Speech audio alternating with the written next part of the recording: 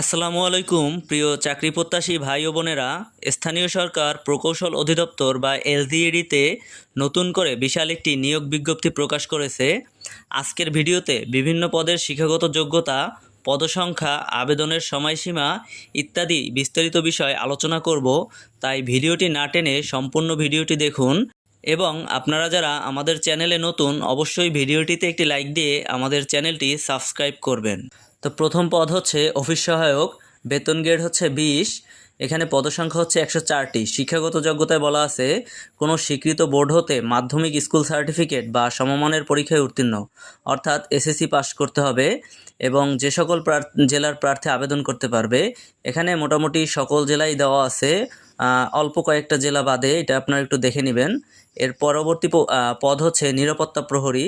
এটারও বেতন গ্রেড হচ্ছে 20 এবং পদের সংখ্যা হচ্ছে 194।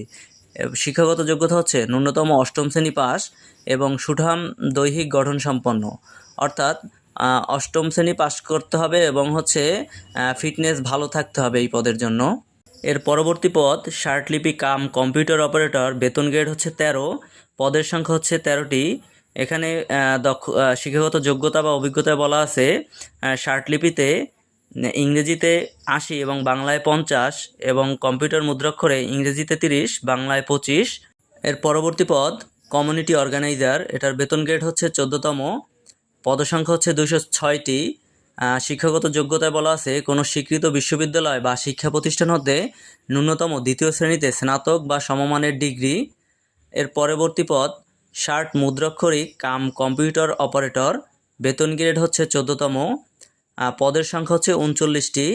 এখানে অভিজ্ঞতায় বলা আছে শার্টলিপিতে ইংরেজিতে হচ্ছে 70 এবং বাংলায় 45 গতি থাকতে হবে এবং কম্পিউটার মুদ্রাক্ষরে ইংরেজিতে 30 এবং বাংলায় 25 গতি থাকতে হবে।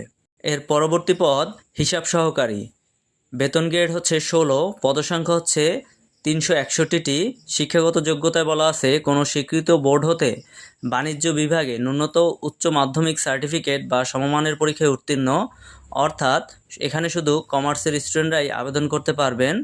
এর পরবর্তী পদ সার্ভেয়ার, গ্রেড হচ্ছে 16, পদসংখ্যা 88টি। কোনো স্বীকৃত ইনস্টিটিউট বা শিক্ষা প্রতিষ্ঠান হতে ন্যূনতম সার্ভে ডিপ্লোমা থাকতে হবে। এর পরবর্তী পদ কার্য সহকারী, বেতন গ্রেড হচ্ছে 16, পদসংখ্যা হচ্ছে 720টি। কোনো স্বীকৃত বোর্ড হতে ন্যূনতম উচ্চ মাধ্যমিক সার্টিফিকেট বা সমমানের পরীক্ষায় উত্তীর্ণ, অর্থাৎ এইচএসসি পাস করতে হবে। এরপরে আছে ইলেকট্রিশিয়ান, গ্রেড হচ্ছে 16 এবং পদসংখ্যা হচ্ছে 84টি। এরপরে আছে সর্বশেষ মুয়াজ্জিন, বেতন গ্রেড হচ্ছে 16, পদসংখ্যা 1টি। এর পরবর্তী পদ অফিস সহকারী কাম কম্পিউটার মুদ্রাক্ষরিক, বেতন গ্রেড 16, পদসংখ্যা হচ্ছে 257টি। কোনো স্বীকৃত বোর্ড হতে দ্বিতীয় বিভাগ বা সমমানের জিপিএতে উচ্চ মাধ্যমিক সার্টিফিকেট বা সমমানের পরীক্ষায় উত্তীর্ণ এবং কম্পিউটারে বাংলা এবং ইংরেজিতে 20 গতি থাকতে হবে। এর পরবর্তী পদ অফিস সহকারী, বেতন গ্রেড 16, পদসংখ্যা হচ্ছে 171টি। শিক্ষাগত যোগ্যতায় বলা আছে কোনো স্বীকৃত বোর্ড হতে ন্যূনতম উচ্চ মাধ্যমিক সার্টিফিকেট বা সমমানের পরীক্ষায় উত্তীর্ণ।